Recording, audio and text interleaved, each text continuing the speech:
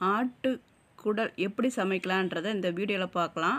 2 table spoon அளவுக்கு எண்ணெய் ஊற்றிக்கோங்க, நல்லெண்ணெய். 3 ஏலக்காய், ஒரு 7-8 கிராம்பு, ஒரு 2 பட்டை, ஒரு சின்ன பிரியாணி இலையாக இருக்கிறதுனால ஒரு 5-6 போட்டுக்கிறேன் பிரியாணி இலை. ஒரு அரை டீஸ்பூன் அளவுக்கு சோம்பு போட்டுக்கோங்க. இது நல்லா வதங்க விட்டுட்டு கறியக்கூடாது பார்த்துக்கோங்க. இதில் 2 பெரிய மீடியம் சைஸ் வெங்காயத்தை இதில் நான் கட் பண்ணி வச்சுருக்கேன், அதை இதில் சேர்த்துட்றேன். இது நல்லா கலர் மாறணும், கண்ணாடி பதத்துக்கு மேலேயே நல்லா வதங்கணும், அப்போ அந்த கிரேவி நல்லாவே இருக்கும். இப்போ இந்த ஒரு தக்காளியை இந்த தனியாக கட் பண்ணி வச்சுக்கலாம். இந்த அளவுக்கு இது வெந்த பிறகு பாருங்கள் நல்லா கலர் மாறி இருக்குது. இந்த சமயத்தில் நம்ம 1 டேபிள் ஸ்பூன் அளவுக்கு இஞ்சி பூண்டு விழுதை சேர்க்கணும். டீஸ்பூன் இல்லைங்க, டேபிள் ஸ்பூனு. டீஸ்பூனாக இருந்தால் 1.5 டீஸ்பூன் அளவுக்கு நீங்கள் சேர்த்துக்கோங்க. இது நல்லா வதங்க விட்டுட்டு தக்காளியை நம்ம இதில் சேர்த்துடலாம். இப்போ தக்காளி வதங்கிறதுக்கும் தேவையான கிரேவிக்குமான மொத்த உப்பையுமே நான் இப்போ சேர்த்துட்றேன்.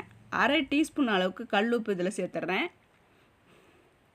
இதை நல்லா வதக்கி விட்டுக்கோங்க. தக்காளி நல்லா கரைஞ்சி இந்த அளவுக்கு வந்திருக்கணும். இப்போ நம்ம மிளகாய்த்தூள் 1 டீஸ்பூன், 1.5 டீஸ்பூன் அளவுக்கு மல்லித்தூள் சேர்த்துக்கலாம். ஒரு அரை டீஸ்பூன் அளவுக்கு மிளகுத்தூள், ஒரு அரை டீஸ்பூன் அளவுக்கு ஜீரகத்தூள், ஒரு 1/4 டீஸ்பூன் அளவுக்கு மஞ்சத்தூள்.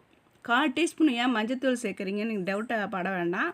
ஆல்ரெடி நான் மல்லித்தூள்லேயே மஞ்சத்தூள் போட்டு அரைப்பேன், அதனால் இதில் நான் 1/4 டீஸ்பூன் அளவுக்கு மட்டும் இதில் சேர்த்துக்கிறேன். இது நல்லா ஒரு கிளறிட்டு நம்ம சுத்தம் பண்ணி வச்சுருக்கிற மல்லித்தலையை இதில் சேர்த்துடலாம். சேர்த்த பிறகு தேவைன்னா நம்ம புதினாவும் இதில் போடலாம், நான் புதினா போடலை. இப்போ சுத்தம் பண்ணி வச்சுருக்க போட்டியை இதில் போடலாம். போட்டுட்டு இதை நல்லா கிளறி விட்டுக்கோங்க.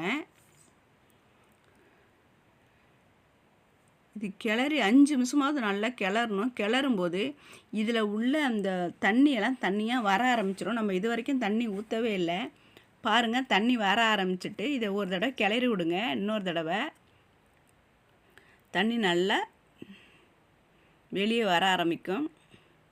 இதை பார்த்துட்டே நம்ம எத்தனை டம்ளர் தண்ணி உள்ளான்றது நமக்கே ஒரு யூகம் வந்துடும். அதுக்காக தான் உங்களை நான் இதை கொஞ்சம் நல்லா கிளறி விட்டு பார்த்துக்க சொல்கிறேன். இப்போ நம்ம 1 கிளாஸ் தண்ணி இதில் ஊற்றிடலாம். ஒரு 150 ml இருக்கும், இதை ஊற்றிடலாம். ஊற்றிட்டு இதை நல்லா கிளறி விட்டுக்கோங்க. ஒரு 8 விசில் வர வரைக்கும் இதில் நம்ம வெயிட் பண்ணுவோம். இப்போ இதை மூடி வச்சுட்டு ஒரு 8 விசில் விடுவோம். ஒவ்வொருத்தவங்களோட குக்கரை பொறுத்து 6 விசில் 8 விசில் வேகிறத பொறுத்து இருக்கும். ஏன் குக்கருக்கு நான் 8 விசில் வைக்கிறேன். இது நல்லா மூடி வச்சுட்டு நம்ம வெயிட் பண்ணலாம், 8 விசில் வரட்டும். இப்போ இதை நம்ம ஓப்பன் பண்ணி பார்க்கலாம்.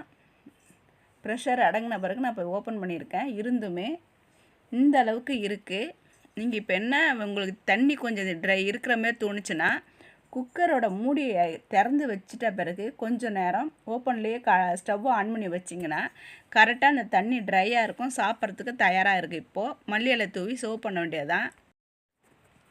இந்த வீடியோ உங்களுக்கு யூஸ்ஃபுல்லாக இருக்கும்னு நினைக்கிறேன். பிடிச்சிருந்தால் லைக் பண்ணி ஷேர் பண்ணலாம், சப்ஸ்கிரைபும் பண்ணலாம். இந்த வீடியோ பிடிச்சிருந்தா உங்கள் ஃப்ரெண்ட்ஸுங்களுக்கு ஷேர் பண்ணி விடுங்க. நன்றி, வணக்கம். குடல் கறி எப்படி சுத்தம் பண்ணுற வீடியோவும் நான் இதுக்கு சேனலில் போட்டிருக்கேன், பாருங்கள்.